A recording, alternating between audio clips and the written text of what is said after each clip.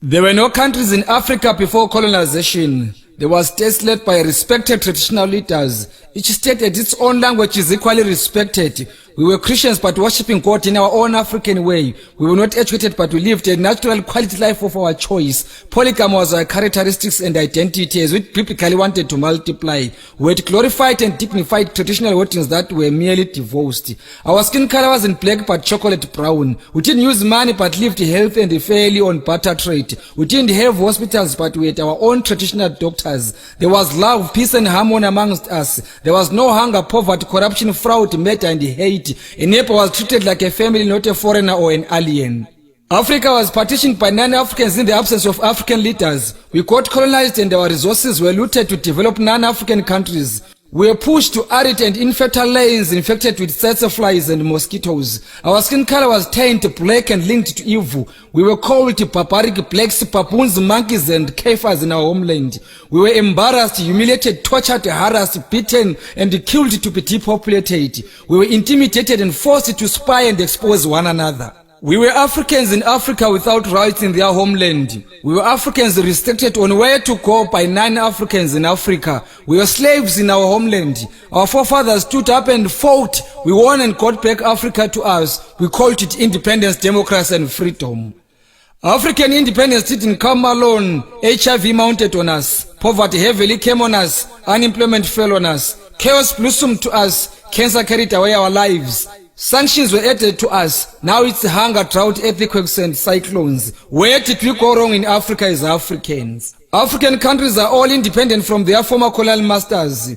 Where are the fruits of independence, if I may ask? We now worship God in a non-African way. We are no longer polygamists, we are lesbians and gays. Sodom and Gomorrah was brought to us in Africa by non-Africans. African identity has been suppressed and diluted, polluted and converted. We Africans support non-African football clubs more than our own African teams. English, Portuguese, Spanish and French are our official languages at the expense of our own Bantu languages. We collectively fought together as Africans during our liberation struggle. We were not using visas, passports, emergency traveling documents, permits and asylums. What happened to our unity and togetherness? An African needs a passport and sometimes a visa to visit an African country. An African is annually given 90 days of staying in an African country. An African needs a certain amount of money to be granted permission to visit an African country.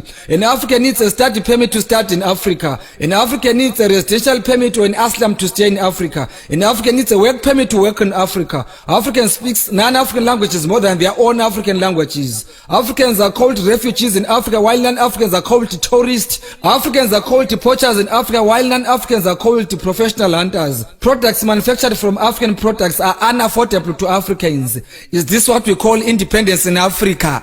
Why are Africans beggars while we have flora and fauna? Why do Africans need non-Africans to solve their own African problems? How many Africans have solved non-African problems? How many African leaders have sensitive posts like security in United Nations, and why? Is SADC and OAU helpful to Africans or is a toothless bulldog? Why do Africans hate one another? Why are Africans herbs rejected to cure Africans while non-Africans tablets cure Africans? Why are late African men called demons while their surnames are still in use? Our own traditional healers are now evil. Our own traditional leaders are politicians as puppets. Our traditional herbs are no longer important but useless. Who own businesses in Africa? Who owns land in Africa? Who are investors in Africa? Who is controlling African economy? Why are Africans still living in squatter camps in Africa? Why are Africans migrating to 9 African countries? Why are some African countries sanctioned? Who killed Gaddafi and why was he brutally killed?